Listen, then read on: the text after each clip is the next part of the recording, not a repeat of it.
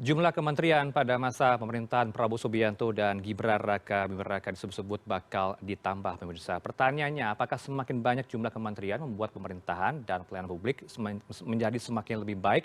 Dan kita langsung bahas bersama kami pada sore ini sudah bergabung ada Bang Habibur Rahman, Wakil Ketua Partai Gerindra dan juga Mas Burhanuddin Mutadi atau saya sapa dengan Profesor begitu ya, Guru Besar dari UIN Syarif Hidayatullah. Selamat sore Bapak-Bapak, Assalamualaikum.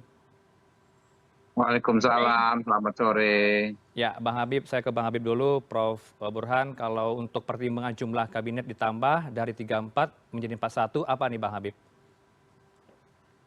Ya, sampai saat ini belum bisa diputuskan ya, dan memang belum diputuskan apakah akan ditambah atau tidak. Tapi kalau aspirasi dari masyarakat soal pengembangan ya, kementerian yang ada saat ini memang sudah banyak masuk ke kami ketika kami melakukan rapat-rapat di DPR. Misalnya di komisi saya komisi 3, ketika kita rapat dengan Kemenkumham, banyak sekali gagasan, baik dari mitra maupun dari sesama rekan, ataupun juga dari masyarakat, soal terlalu banyaknya Direktorat Jenderal di Kementerian Hukum dan HAM. Ya, kalau nggak salah hampir 8, ya, yang fungsinya memang kadang-kadang agak berjauhan satu sama lain. Ada usulan dipisahkan, misalnya kementerian yang mengurus soal imigrasi, ya, lalu kementerian yang mengurus soal administrasi perundang-undangan, dan kementerian yang justru mengurus soal lembaga pemasyarakatan. Ya, ada usulan-usulan seperti itu. Jadi Kemenkumham saja kalau saya dengar setidaknya ada usulan dibagi 2 kementerian. Begitu juga kalau teman-teman ingat Kementerian Lingkungan Hidup dan Kehutanan. Kemarin juga sempat agak rame di DPR, disebut-sebut ada 2 komisi di DPR memperebutkan kementerian tersebut. Karena yang menteri Komisi 4 merasa ada kaitannya dengan kehutanan, yang Komisi 7 ya Komisi tentang energi ada kaitannya dengan lingkungan hidup. Banyak lagi ya, secara teknis ini kan hal teknis sebetulnya, Bos, bukan hal politis saja. Ada latar belakang teknisnya ya. Dan banyak lagi gitu. Ya, sehingga ketika menjadi ramai sekarang wacana tersebut, saya pikir nggak ada masalah, kan itu diatur di undang-undang. Undang-undang tentu bisa disesuaikan dengan konstitusi, karena secara substansi yang menjadi aturan utama adalah memang konstitusi, bahwa kementerian atau menteri adalah diangkat oleh presiden. Baik, tapi kalau informasi yang bisa saya klarifikasi ke Anda, ada sejumlah kementerian yang harus mungkin ditambah begitu ya. Informasi sejauh ini kami terima 3 kementerian ini harus tambah wamennya begitu, Bang Habib, dan pos Kemenko ditambah menjadi 7 Kemenko. Itu benar apa tidak? Ya juga itu belum bisa disampaikan ya, benar atau tidaknya. Tapi wacana untuk itu ada. Bahkan ada usulan hampir semua kementerian itu ada wamennya. Ya, karena tugasnya berat sekali kan sekarang nggak semua kementerian ada wamen. Ada usulan juga seperti itu. Terus kami terima masukan dari masyarakat dan kami kaji. Termasuk program makan siang gratis ini belum tentu kementerian mana gitu ya? Iya, iya, betul juga. Itu juga terkait program utama Prabowo Gibran makan siang gratis ya. Apakah cukup dengan beberapa kementerian lintas sektoral dan lembaga yang ada saat ini? Apakah perlu kementerian khusus? Kami sudah menerima masukan dari masyarakat, bahkan banyak yang sudah memberikan semacam naskah ilmiahnya, ya. Dan kami terus juga akan meminta masukan dari masyarakat. Jadi sambil kita berdiskusi ini, kami pun ingin menerima masukan dari masyarakat. Ya, ini senada dengan apa yang disampaikan oleh Ma'ruf Amin ya Wapres saat ini begitu ya Bang Habib. Tapi kalau bisa Anda berikan juga indikatornya tadi sudah dijelaskan ya, banyak kajian-kajian dan masukan masyarakat. Tapi kalau untuk berbicara pos anggaran nanti apakah tidak khawatir membengkak? Apakah ini hanya semata untuk politik balas budikah kepada para koalisi gemuk nanti? Ya tentu ya, konsekuensinya kan tentu akan ada soal anggaran. Ya, cuma kan harus dihitung juga ya. Yang paling penting kan seberapa produktif kabinet ini bisa berjalan. Ya, kalau dengan anggaran yang besar, kemudian hasilnya juga jauh lebih produktif, saya pikir nggak ada masalah ya, karena negara kita kan negara besar. Memang wajar juga kalau banyak pos-pos kementeriannya gitu. Jadi kalau soal anggaran itu yang paling penting pertama bagaimana kita meminimalisir dan mencegah terjadinya korupsi ya dalam kementerian-kementerian itu. Kementerian dikit kalau korupsi juga ini kan masalah.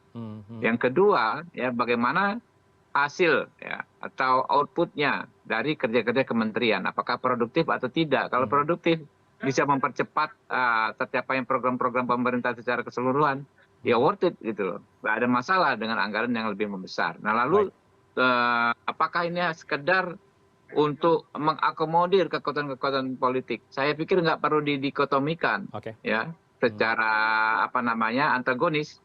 Ya bisa dua-duanya. Satu sisi kami memang ingin mengakomodir sebanyak mungkin elemen politik bangsa ini demi terciptanya kerukunan. Yang kedua, ya kita dalam rangka mencapai tujuan-tujuan besar kita tentu perlu tim yang lengkap. Tim yang lengkap karena banyak tim ses begitu ya di Koalisi Indonesia Maju. Bukan, nggak hanya itu ya. Lengkap itu artinya berbagai elemen bangsa ini, bukan hanya yang kemarin ikut mendorong berkampanye untuk Pak Prabowo dan Mas Gibran. Saya minta respon Prof. Burhan dengan statement Bang Habib tadi. Kalau kita melihat ya banyak kekhawatiran di luar sana, Prof. Burhan, ini seperti koalisi gemuk, kabinet menjadi majemuk, akan menjadi pemerintahan yang bersifat kompromistis. Respon Anda, Prof. Burhan? Memang tidak ada aturan atau standar baku ya, berapa jumlah kementerian kalau kita mengkaji atau melihatnya dari perspektif komparatif. Amerika Serikat misalnya hanya memiliki 15 kementerian untuk negara seluas itu, ya, termasuk jumlah penduduk yang lebih besar timbang Indonesia. Kemudian Brazil itu jumlah anggota kabinetnya, saya sebut Brazil penting karena kita tahu Brazil adalah sistem presidensial mirip dengan Indonesia, sistem partainya juga multi partai ekstrim, itu 22 jumlah menterinya. Memang ada 7 ya, pejabat setingkat menteri di Brazil, jadi total 29. Nah, kemudian kalau kita melihat misalnya Inggris, itu sistemnya parlementer, itu 21 ya, menterinya. Timor Leste negaranya jauh lebih kecil, bahkan penduduk Bogor lebih banyak ketimbang warga negara Timor Leste, tapi menterinya 47. Jadi memang tidak ada pola yang baku ya berkaitan dengan berapa sih jumlah menteri yang ideal menurut masing-masing negara. Tapi gitu ya, yang perlu dipikirkan terutama buat kabinet mendatang adalah substansinya itu jumlah menteri sebanyak 34 atau mau ditambah menjadi 40 atau bahkan lebih, itu punya efek positif bagi pemerintahan atau tidak. Jadi apakah penambahan jumlah kementerian itu hanya sekedar bagi-bagi dan akomodasi politik, atau punya efek positif, terutama satu adalah meningkatkan kinerja pemerintah dalam melayani masyarakat atau tidak. Nah itu yang saya kira perlu dijawab ya. Nah kalau misalnya tidak, ya kenapa kemudian tidak dipikirkan untuk membuat pemerintahan tetap efisien meskipun jumlah kementerian tetap di sekitar 34. Baik, tapi kalau kita lihat kementerian SAR ini ada yang tumpang tindih kinerjanya. Kita sebut saja Kementerian Kemendikbudristek. Responnya seperti apa, Bung Habib? Prof. Burhan? Ya, memang pertama begini ya, sangat subjektif ya pandangan setiap presiden terkait dengan jumlah kementerian dan apakah ada overlap satu sama lain atau tidak. Kasus di Amerika mengapa cuma 15? Itu karena banyak bidang yang dikerjakan oleh satu kementerian. Misalnya ya, ini juga terjadi di Amerika Serikat, Kementerian Luar Negeri itu digabung dengan Kementerian Perdagangan. Karena biasanya berkaitan dengan diplomasi itu dengan sendirinya juga berkaitan dengan aspek perdagangan. Gitu. Nah, tetapi dalam konteks di Indonesia kan dipisah. Tetapi kalau kita lihat beberapa kementerian sepertinya kok tidak cocok kalau digabung, misalnya KLH. KLH itu Kementerian Kehutanan dan Lingkungan Hidup. Seiring dengan makin tingginya isu lingkungan hidup dan perubahan iklim, Ya wajar kalau misalnya ada pihak yang punya pikiran untuk memisahkan dua kementerian ini. Jadi lagi-lagi ya soal apakah mau digabung, dipisah, kemudian ditambah, itu sangat tergantung oleh judgement presiden-elek. Yang harus dipikirkan, Heranov ya, itu satu, soal manajemen pemerintahan. Kalau misalnya sudah ditambah, kemudian potensi overlap-nya satu sama lain sangat tinggi, kemudian muncul ego sektoral antar kementerian, belum lagi setiap kementerian ada wakil menteri, dan itu punya potensi menimbulkan matahari kembar. Nah, apakah ini justru akan menambah efektivitas pemerintahan, ataukah malah menambah kompleks? Jadi hal-hal semacam ini perlu ada ukurannya. Ukurannya misalnya, kan kita punya pengalaman wakil menteri sudah sekian tahun sebelumnya ya, dikaji aja apakah gitu ya menteri yang didampingi wamen itu lebih efektif atau tidak. Dan kalau misalnya ada menteri yang dampingi wamen itu efektif, itu profil wamennya seperti apa, dan profil menterinya berasal dari murni partai politik atau profesional murni, atau misalnya dua-duanya, dia seorang politisi sekaligus profesional. Baik, silakan dijawab. Bung Habib, tadi dikatakan ada potensi overlap, kemudian sego elektoral masing-masing kementerian, singkat saja. Ya, betul sekali. Kami terima masukan dari masyarakat untuk kami pertimbangkan. Pada akhirnya tim Pak Prabowo ya dan Mas Gibran akan merumuskan fixnya seperti apa. Yang jelas semua akan dilakukan sesuai dengan ketentuan perundang-undangan yang berlaku.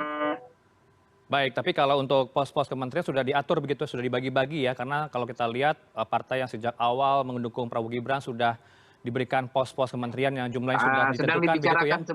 Sedang dibicarakan semua. Termasuk menambah jumlah Menko, Bang Habib? Sedang dibicarakan. Baik. Terima kasih.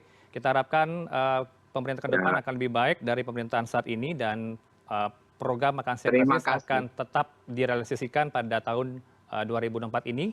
Setelah dilantik begitu ya, Bung Habib. Terima kasih atas dialognya pada sore ini, Prof. Burhanuddin Muhtadi, Guru Besar Ilmu Politik UIN, Syarif Hidayatullah, dan juga Bang Habibur Rahman, Wakil Ketua Partai Gerindra. Selamat sore, Assalamualaikum. Waalaikumsalam. Terima kasih, Bung Habib. Ya, Bro, Brother, Om.